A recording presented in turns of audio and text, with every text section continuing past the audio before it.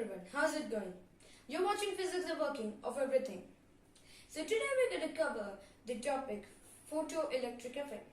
So as we are making videos on the series quantum mechanics, I've already made a video on the quantum theory of light, which was made by Max Planck, which was published by Max Planck. So at last, if you have seen it, you might have observed that at last I said that the theory is not strong enough that people can believe it. So it's this photoelectric effect that made it strong. So why wasting time? So let's start with learning what is photoelectric effect. So in this photoelectric effect, it's basically an experiment. So in this experiment, we have a metal surface and a light with certain minimum frequency is being emitted on that or being flashed on that metal. And what we observe is that electrons are being emitted from that metal. So this is photoelectric. I might say, what is such astonishing in this photoelectric effect? So what's really astonishing is that the energy, the kinetic energy of the electron when being ejected from the metal is not dependent upon the intensity of the light, rather it is dependent upon the frequency. So let's go back to the time and when Hertz discovered this. So what experiment did he do? So let's start. So he made the necessary setup and he was ready for the experiment. So first what did he do? So he first reduced the frequency of the light. Okay, so the light which was being emitted on the metal, so the light's frequency was reduced. Okay, then after reaching the minimum frequency, then he started increasing the frequency once again. So slowly he was increasing, and at some point around we cannot estimate this perfectly. According to the metal, it changes. Okay, so when the light's frequency came to a minimum point, what he observed is that electrons started emitting. So then what happened? He continued to increase the frequency of the light, and what he saw that the energy, that is the speed, actually the speed of the electrons started growing. So as the frequency grew, the speed of the electrons also grew. Now he kept the frequency thing aside. Now he started increasing the light's intensity, and what he observed is something which is very different. What he observed is that it's not the energy or the speed being increased, but this time when the intensity is increased, the number of electrons being ejected is increased. What do we conclude from this experiment? What do we conclude from this experiment is that when the frequency of the light increased at that time, the velocity or the speed of the electrons increased, and when their intensity increased, what actually happened is that the number of electrons being ejected increased. So actually, according to the classical laws, this should not happen. So means something is going wrong once again with the theory of light being an electromagnetic wave. Now this time Albert Einstein came forward and said, "Why taking tension? Albie is here." Then he started research about light, and as of course he was studying about light for his special relativity, he also added this photoelectric effect in his book. Means not in his book exactly. So tried to solve this photoelectric problem, he got no solution. Then he said, what is happening in this world right now? So then he looked for many explanations, but nothing could explain the photoelectric effect. Then what he concluded that maybe light is not an electromagnetic wave. As Planck suggested, maybe they are in particles or called quanta. Means he didn't exactly said that light is in particles, like how Max Planck said they are in energy packets, rather than exactly saying that they are particles. So before going forward, I need to explain you that about this concept known as threshold frequency. So what is threshold frequency? Threshold frequency is the minimum frequency required for the light to emit an electron from an metal. So this is known as the threshold frequency. So threshold frequency is given by nu 0, okay, nu dot, or we can say it in any manner. So we write it in this way. So he gave 3 postulates in his photoelectric effect to define it clearly. First is that light is made up of photons. Second, light consists of photons and each photon can eject 1 electron. And the third is that the energy of each photon is equal to h nu. But you might ask, how did he come up with this equation E equals h nu? So let's discuss about it.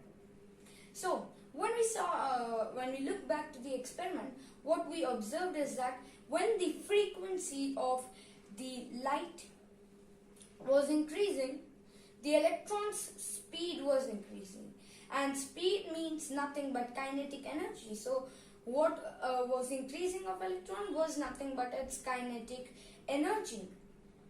So means the energy of the electron is dependent upon the frequency of the light.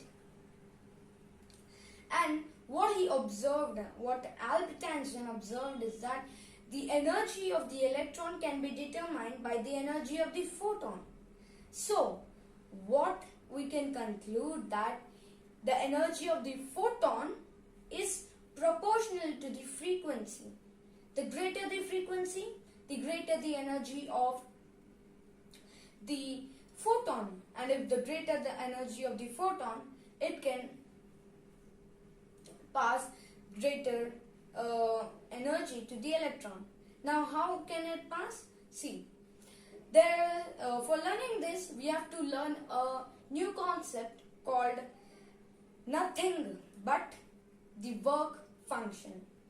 So first learn work function, and then let's go to the to find the answer of the question. So let's go and learn what is work function. So what is work function?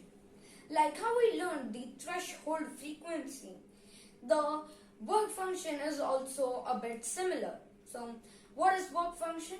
Work function is the energy required for a photon to emit or to eject an electron.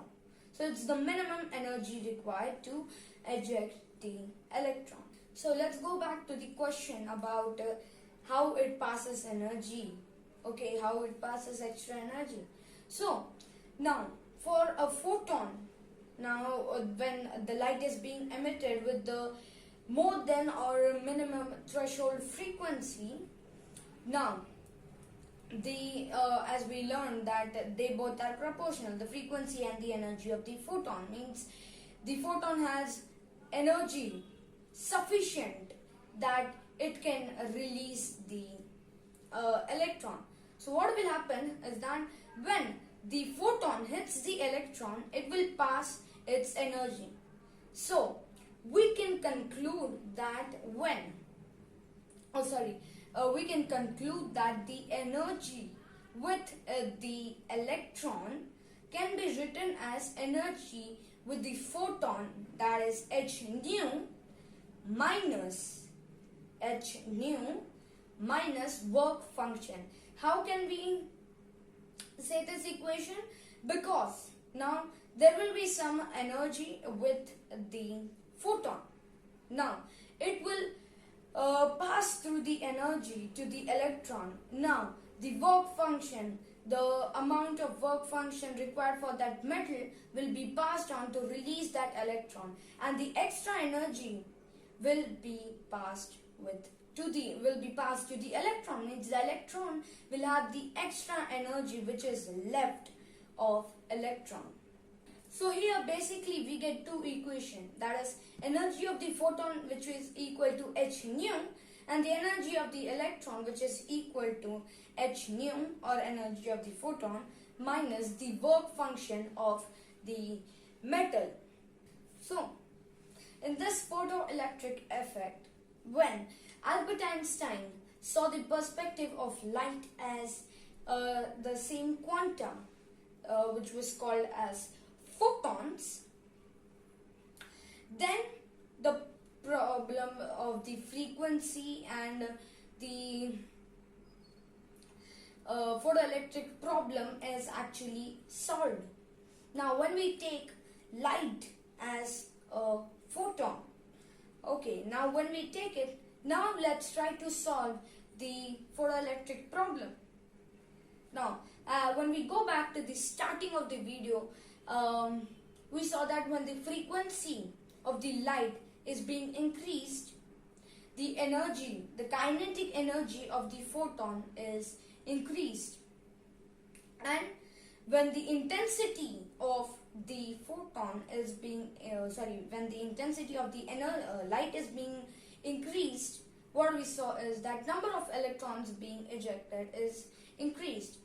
And when we look back to the three we can say postulates of this photoelectric effect, that light is made up of quantas called photons. Second is that each photon can eject one electron, only one electron, with energy E equals h nu. Then we saw two equations. One equation is energy of the photon is equal to h nu, and the energy of the electron, which is nothing but half mv square, that is kinetic energy, is equal to the energy with the photon minus the work function, which is nothing but h nu minus w, or omega we can say, as work function. Okay. Now when we go back to the problem once again, now this time let's take light not being an electromagnetic wave but as these photon, and let's take consideration of all the things we have learned. Now let's try to solve the problem. The first problem, when the frequency is being increased, the energy of the photon is being increased. Now when we go back to the second equation, that is the energy with the electron is equal to the energy of the photon minus work function, means, and when the frequency will increase, the energy of the photon will increase, and when increased energy of the photon, when we subtract it with the work function, we will get more energy that will be transferred to the electron. When more energy is transferred to the electron, the more its kinetic energy and the more its speed. Problem solved. Second problem, when the intensity of the light is being increased, the number of electron is being increased rather than the kinetic energy being increased. So when we try to solve it by the photon method, we can say, so we get the solution as, when the intensity is increased, more number of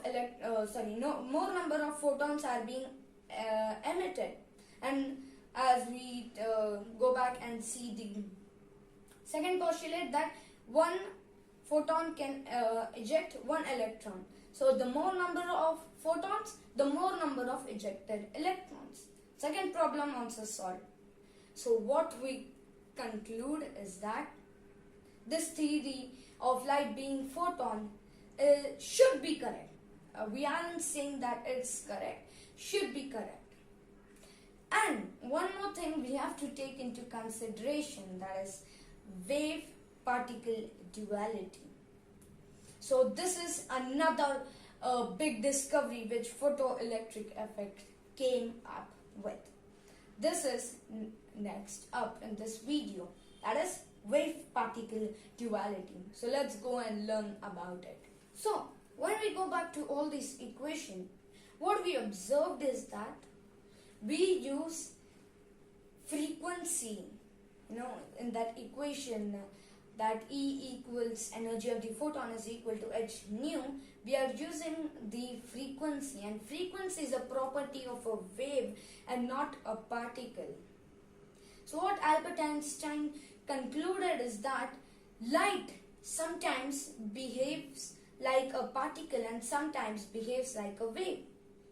Now why did he say that? Because when we go back to the experiment, that is double slit experiment, it clearly proves that light is an electromagnetic wave, and the Max Planck's electromagnetism is a very strong theory. So we cannot deny the fact that light is also an electromagnetic wave, and we can also not deny the fact that the photoelectric effect, the ultraviolet catastrophe, and so these all things prove that light is a particle. And on the other hand, some experiments prove that light is a wave. So scientists, physicists cannot continuously debate amongst each other that light is a particle, no, light is a wave, no, light is a particle, no, light is a wave. There will be a great confusion amongst themselves, and they cannot just debate like this. They need to conclude something. They need to conclude something. And then what they concluded is that light sometimes behaves like a particle and light sometimes behaves like a wave. Because we cannot neglect the fact that in some experiments it's been clearly proved that light is an electromagnetic wave, while in other experiments it's been clearly proved that light is a particle. So they cannot debate amongst themselves that one is right, because experimentally the other one is also right. So they cannot deny this fact. So what they concluded is that light is an electromagnetic wave as well as a particle. Means light is a dual natured thing. Means it's also a particle and it's also a wave. It sometimes behaves like a wave, while at the other times it behaves like a particle. So this is nothing but wave-particle duality. So this is a very hard to believe that light is a particle as well as wave. It's both. It's like saying that you are a human as well as you are a ghost. It's exactly like that, because a wave is something that is completely different from a particle.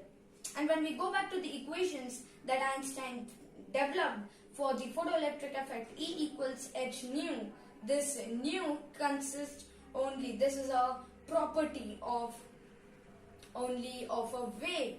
So means he also said that yes, light is a particle as well as wave. So light is nothing but a dual natured. That is, it's sometimes behave like a particle and sometimes behave like a wave.